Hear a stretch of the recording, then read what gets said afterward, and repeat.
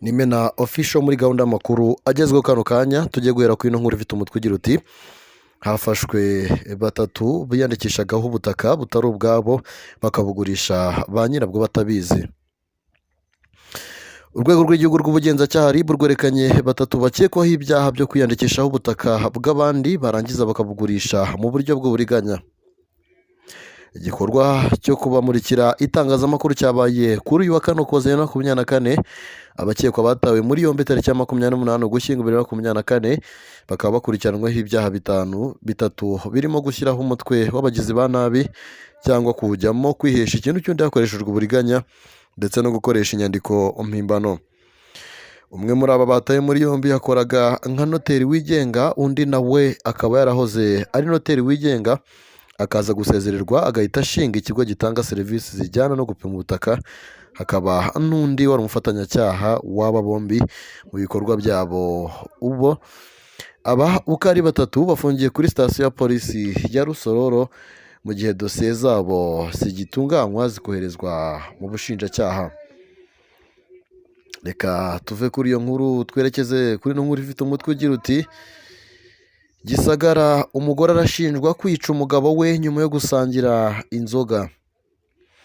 Ubushinjacyaha bukurikiranye umugore w'imyaka 33 wishe umugabo w'imyaka 34 amukubise ifuni mu mutwe.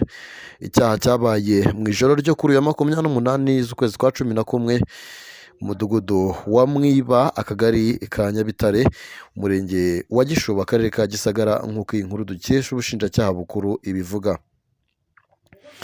Mu ibazwa rye uregwa yavuze ko yari yasangiye n'umugabo w'inzoga ku kabari, bagera mu rugo nijoro bagatongana, umugabo akamukubita urushyi nawe agafata agafuni akakamukubita mu musaya. Icyaha akurikiranweho giteganywa kandi kigahanishwa n'igihano cy'igifungo cya burundu nk'uko biteganywa n'ingingo y'107 y'itegeko nomero 68/2018 ryo kuwa 30 z'ukwezi kwa 8 2018 riteganya ibyaha n'ibihano muri rusange nk'uko ryavuguruwe kugeza ubu. Inkuru zitari nziza cyane kabisa. Reka aya makuru tuyakomereze muri Repubulika ya Demokarasi ya Kongo, aho Martin Fayulu yibasiye Tshisekedi wagaragaye yabaye umunyezamu. Umunyapolitiki Martin Fayulu utavuganwe n'ubutegetsi bwa Repubulika ya Demokarasi ya Kongo yibasiye Perezida Felix Antoine Tshisekedi nyuma yo kugaragara akina mu izamu. Ku mugoroba kuri uyu wa kabiri tariki ya 3 Ukuboza nibwo Tshisekedi yagaragaye akina mu izamu mu mikino wa gishuti wahuje abanyapolitiki bo muri Repubulika ya Demokarasi ya Kongo n'abakanyujijeho muri ruhago y'iki gihugu. Ni umukino wabereye kuri stade ya Demartier i Kinshasa. Nyuma yawo Fayulu yumvikanye anenga mukeba we kuba yagiye gukina umupira w'amaguru, nyamara intambara ikomeje guca ibintu mu burasirazuba bwa Kongo, aho ingabo z'iki gihugu zikomeje kurwanira n'inyeshyamba za M23. Ni Fayulu washimangiye ko Tshisekedi yifitiye umuhamagaro wo gucunga ruhago aho kuba umukuru w'igihugu. Yagize ati icyakabaye ingenzi ni ugushaka uko tubohoza uduce twa Kongo. Uyu munsi hari uduce turenga 100 twinjiye mu maboko y'u Rwanda. Bwana Tshisekedi yagiye gukina umupira w'amaguru mu gihe akina n'abantu bari muri stade kubera ko abanyekongo babona bisebetse. Yagize ati birashoboka ko Bwana Tshisekedi yahombewe ku mugaragaro. Umuhamagaro we si uwo kuba perezida kuko ntabyo ashoboye. Birashoboka ko umuhamagaro we ari uwo kuba umunyezamu w'ikipe y'umupira w'amaguru aho kuba perezida wa Repubulika ya Demokarasi ya Kongo. Ni Fayulu wongeye gushimangira ko Tshisekedi agomba kuva ku butegetsi ubwo manda ye izaba irangiye, nubwo perezida wa Repubulika ya Demokarasi ya Kongo kuri ubu arajwe inshinga no guhindura itegeko nshinga. Tukiri muri Repubulika ya Demokarasi ya Kongo, Repubulika ya Demokarasi ya Kongo, FARDC ikaba yahawe inkunga y'amayero miliyoni 20. Umuryango w'ubumwe bw'Uburayi European Union wageneye miliyoni 20 z'amayero yo guteza imbere batayo 31 ya FARDC mu gisirikare cya Repubulika ya Demokarasi ya Kongo. Umuryango w'abibumbye wabitangaje mu gitondo cyo kuri wa kabiri tariki ya 3 Ukuboza 2024. Ni inkunga irenga amafaranga y'u Rwanda ibihumbi miliyari 229 azifashishwa mu bikorwa byo gutabara ku buryo bwihuse. ibi ngo ni ubufasha bw'ibihugu by'i Burayi mu rwego rwo gushaka amahoro. Umuryango w'ubumwe bw'Uburayi wagize uti ubu bushake bugamije kongerera ubushobozi igisirikare cya Kongo mu guhashya imitwe yitwaje intwaro iri ku butaka bwa Repubulika ya Demokarasi ya Kongo.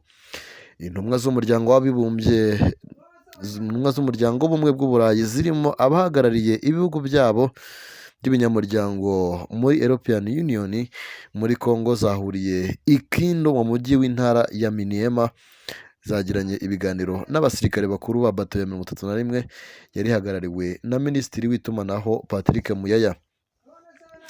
Inkunga y'umuryango w'ubumwe bw'Uburayi izafasha gusana ibikorwa remezo bya batayo ya 31 aho ikorera, kugura ibikoresho bitandukanye ndetse n'ubufasha mu bya tekinike bizatangwa na Minisiteri y'Ingabo y'Ububiligi isanzwe ifatanya na batayo ya 31 mu kuva mu myaka 10 ishize. Ibikubiye mu masezerano y'iyo nkunga ni uko uburyo bwo kugenzura ikoreshwa ry'iyi nkunga rizakurikiranwa n'umuryango w'ibihugu by'ubumwe by'Uburayi hagamijwe kubahiriza uburenganzira bwa muntu ndetse no kurengera amahame mpuzamahanga yerekeye uburenganzira bwa muntu. Umuryango w'ubumwe bw'Uburayi ku ntego ari ukugarura amahoro arambye no kurinda abasivili muri Repubulika Iharanira Demokarasi ya Kongo. Reka dusoreze kuri ino nkuru igira iti igisubizo cya Perezida Kagame ku wabajije niba yicuza ubufasha bahaye Kabila mu gufata ubutegetsi.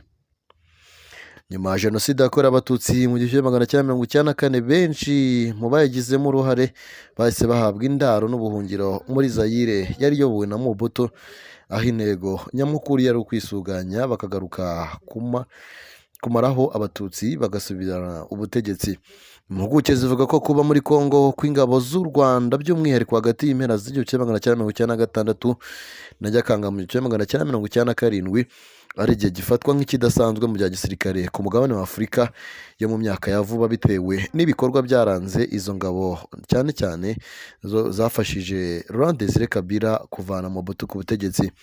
Mu gitabo L'Homme de Fer, ubwo François Soudan yabazaga Perezida Paul Kagame niba aterwa ishema no kuba baragaragaje ubuhangange mu rugamba rwo muri Kongo, yagize ati sinterwa ishema no kuba nta yandi mahitamo twari dufite uretse intambara, icyakora twari dufite ikibazo kigomba gukemurwa kandi ubwo buryo rukumbi bwo kugikemura bwari buhari.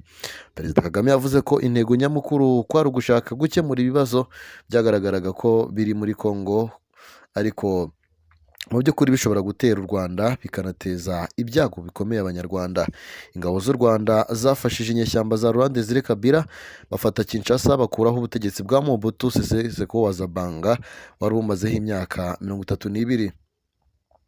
Ntibyateye kabiri kuko nyuma y'umwaka umwe Kabila we yihindutse u Rwanda, yirukana ingabo zarwo, atangira no gutera inkunga abasize bakoze Jenoside mu Rwanda. Byatumye u Rwanda rwifatanya nanone n'abashaka impinduka muri Kongo, hatangira intambara yiswe iya Kongo ya kabiri. Abajijwe niba yicuza uburyo bagiriye icyizere Laurent Désiré Kabila bakanamufasha, Perezida Kagame yagize ati sinigeze ngirira icyizere uriya mugabo, nibyo twaramufashije ariko nta yandi mahitamo twari dufite. Muribuka ko byari bimeze mu 1996 1997. Mobutu yarashyigikiye kandi acumbikiye abajenosideri bahungiye ku bwinshi muri Zaire, twe rero twashyigikiye abashakaga gukuraho uwo munyagitugu ngo bubake igihugu cyabo.